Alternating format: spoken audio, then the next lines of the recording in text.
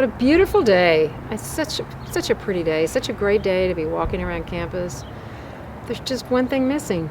Yeah, and it's the students. I mean, it's just too quiet around here. They're the heartbeat of this place. And it's spring, it's beautiful, finally, after our 7 inches of snow last week. Yeah, last week yeah. And they should be out. They should be here. They should be out throwing the frisbee and reading a book in the hammock down behind Poling and studying, of course, studying, but outdoors. Outdoors, on a day that's like right. This. Yeah, that's it. You know, it's just been so much that we've missed.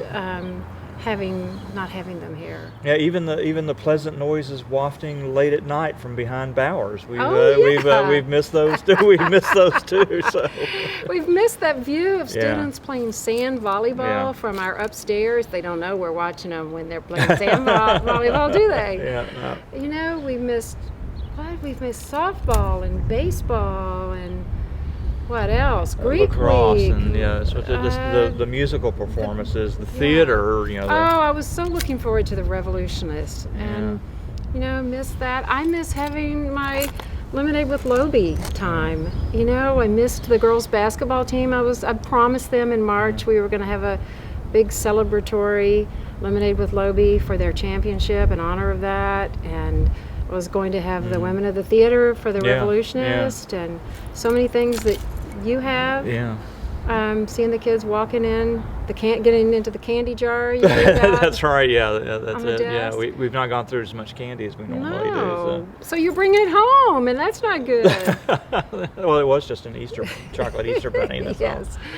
So what else? What do you miss the most about the students not being here? You've heard me say for years that if there's such a place as a fountain of youth, it's a campus like this one, and this one in particular. You know, if you can't stay young in this kind of environment, you might as well just give it up. And that's the thing. It's that that's that jolt you get, that juice that you get, the feeling that there's something new and there's energy and possibility out there. You just that's all still here. It's all still here for the college, and for we when know they come back. Waiting when people come back, and and for our graduating seniors especially, this has been not the way they wanted to finish, but everybody's finishing strong, and this is and there's a reason they call it commencement. It's not the end of something; it's the beginning of something. So that's a great way of looking at it. Yeah. And we do have the September commencement when we'll get to see everyone again and hug everybody. I hope we can hug our students by then. Maybe not, but we'll do virtual hugs. That's it.